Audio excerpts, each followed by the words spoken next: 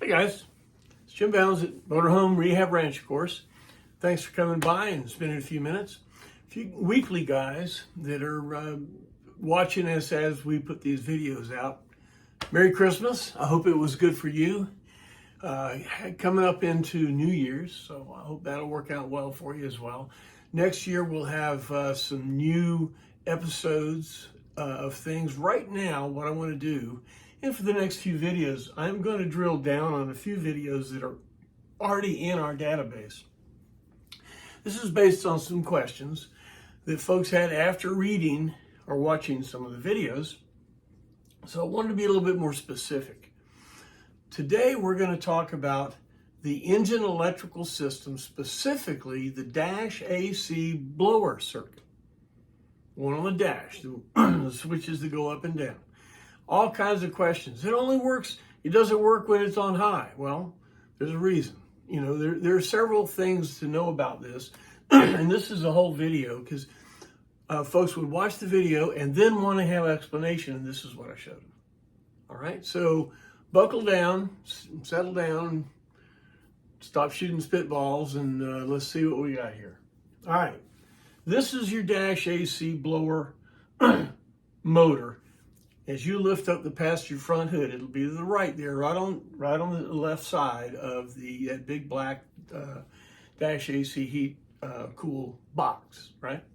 It's right here. There's a metal plate with screws on the perimeter of the metal plate with the motor sticking out. Now, if you look at it, there's a couple of things to notice. First of all, on the plate is the terminal, and there's a purple wire coming off of it. And this is a male spade terminal that comes out of the blower motor, okay? Now, this wire right here goes to the middle wire right here on the dash AC blower circuit. This is the blower relay. Standard brand RY12, Everco is a 2411. This is also the same relay that's used in the electro level and electro level 2 systems to control the compressors in the back. So anyway, this relay is held on by 2 screws just to the right of the vehicle battery positive. That's the terminal underneath that passenger front hood. It says vehicle battery positive. It's got a bunch of heavy duty wires going to it, and that is your test spot for your engine electrical system. All right, so it's right here. Looking at the bottom of it, there are 5 terminals. There's a connector here, and there's a connector here. This connector has 2 wires in it. One wire comes off as a black wire, goes to a ground terminal on the metal black plate. The other wire is an orange wire, and it goes into the harness. Okay? That is high. When you turn your blower, okay, all the way up onto high, okay, that kicks this relay. But the relay won't do anything until the engine is running. Why? That's what this blower relay does. Think about this a minute. This wire comes off of here. Now, another wire coming off of here. Well, right here, this is the orange wire. The 3-wire harness here, this center terminal is the purple wire that goes over to the blower motor. Now, it doesn't go directly to it though.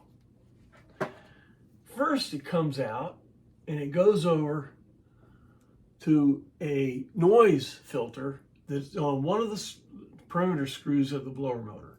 And then from there, the purple wire comes out and then connects to the center terminal on this blower relay. Okay? Now, let's update it. Well, let's update as we go. This wire here is woefully small for what needs to be done here, because this thing could pull 30 amps, okay? And the entire time I've been doing this, I've never heard blower motor noise. So this filter right here is a standard filter that GM put in their systems, but it is not necessary for us. And if it fails, it's going to be a problem. So what we're going to do is we're going to get rid of all that, get rid of this, take it out, and we're going to run an 8-gauge wire with a new connector all the way to the center terminal right there. We're going to do away with the purple wire completely. Chances are this connector right here has already got shows some heat. Okay, so it's a good idea to redo this connector. Each one is going to be its own nice terminal connection, male spade connector. And the first one is the purple wire there. All right, next wire that we're going to need, coming off of this connector on the back side, is a blue wire. Okay, now this blue wire goes over the top of the heater box, and it ends up going into the right-hand side. If you lift up the driver front hood, and on the side of the heater box is a panel, a plate with 2 screws and a connector plugged into it. All right. One of the wires here is this blue wire, because what it's doing when you flip your switch up and down, low, low, medium, medium, and all this, it goes to this divider network. This is a wire wound resistor sitting here. By the way, this is why if a squirrel sets his home up in your place and that's a wire wound resistor and you turn it on, that gets hot and burns it up. So be a good idea to make sure there's no rat's nest in there. Anyway, so all those speeds go through these resistors to give it speeds, and it dumps it into this relay. With the relay off, those speeds go right into the blower. Low, low, low, all that stuff. But when it flips to high, this is to protect you. Because if you flip that thing to high, and everybody leaves the dash AC on high, right? Well, if you leave the dash AC on high, that's a 30 amp drain. You leave that on for 10, 15 minutes, you may kill your battery. So what GM did is put this relay in here that blower will only work when the engine is spooled up and the alternator is putting out power, okay? Because what it does, when you flip it to high and you turn the engine on and the alternator is spooled up and the alternator is putting out power, which, by the way, you can see if it's working or not by just checking that out. There's a red with a white streamer wire on this third terminal right here. This terminal, again, let me back up. This purple one, the center terminal, goes directly to the blower motor. This blue one goes to the divider network and is all the speeds. And the red one coming off of this third one, the closest one to you on the third wire connector, only has power when the alternator is on, because it's pulling power right off the alternator. Okay. Now there's some other explanations of that later when we start talking about one-wire alternators and things like that. But the way this thing is factory wired is that red with a white streamer wire only has power when the alternator is operating. That means that you can't leave the blower on high and kill your battery. You follow? That's what that whole circuit's there for. Okay? So this is a main circuit in your blower system. That's where everything comes together, right here on this connector. Okay? Now, you noticed when you turn your key on to ignition, the blower's always running, right? That's called astroventilation.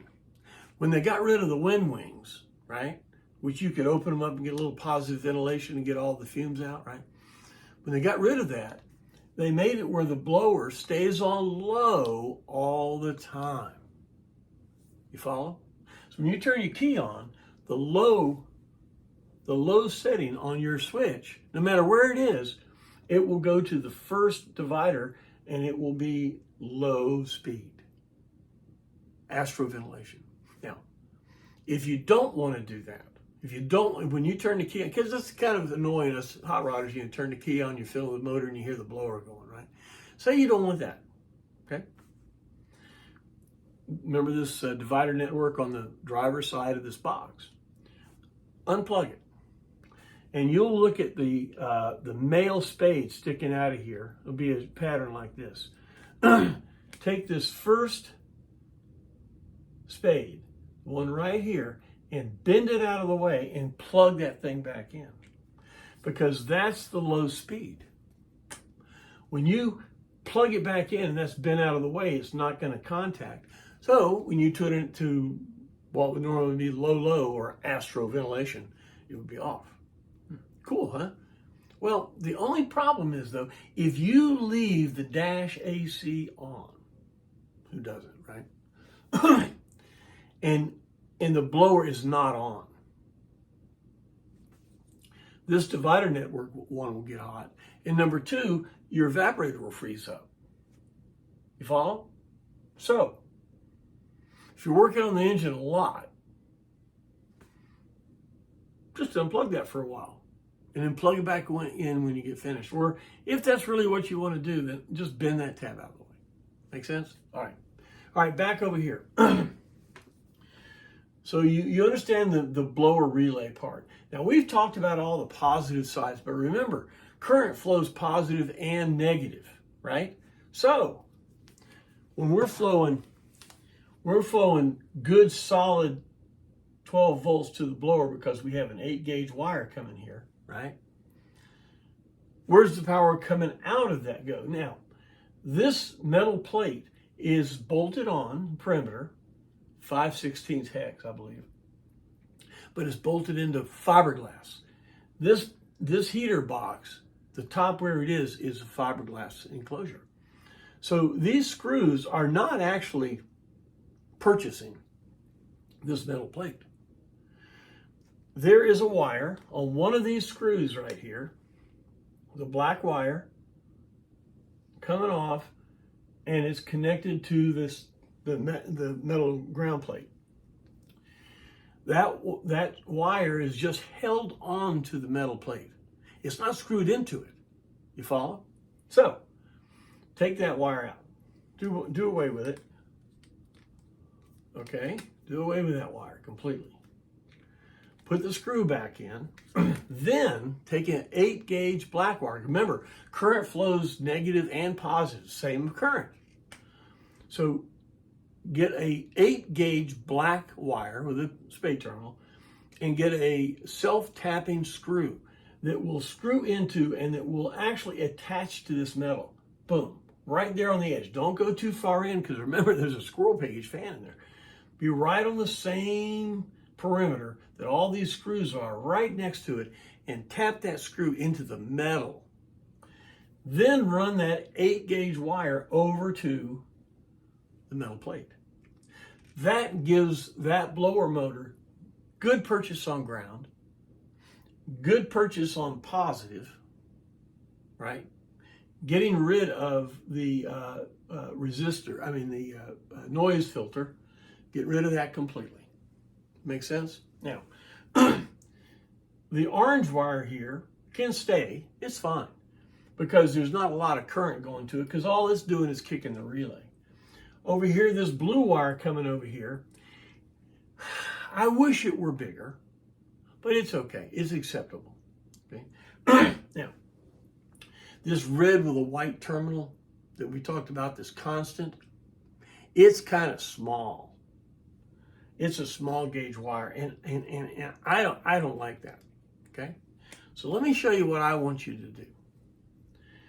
I want you to come off of that terminal there with the red and white wire with a new single spade, okay, with a fuse holder, heavy fuse holder, 8-gauge fuse holder, with a 30-amp fuse,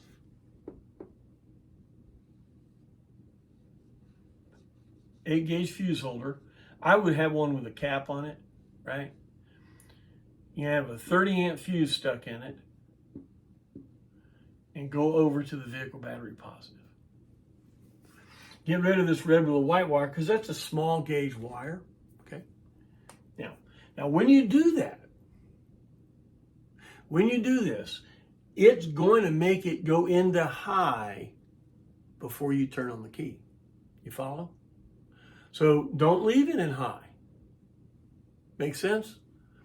It's better for the circuit to get good solid current right to that blower motor. It is less resistance, larger gauge wire, better for the blower. The blower will work better. It'll get cooler, blah, blah, blah, several things.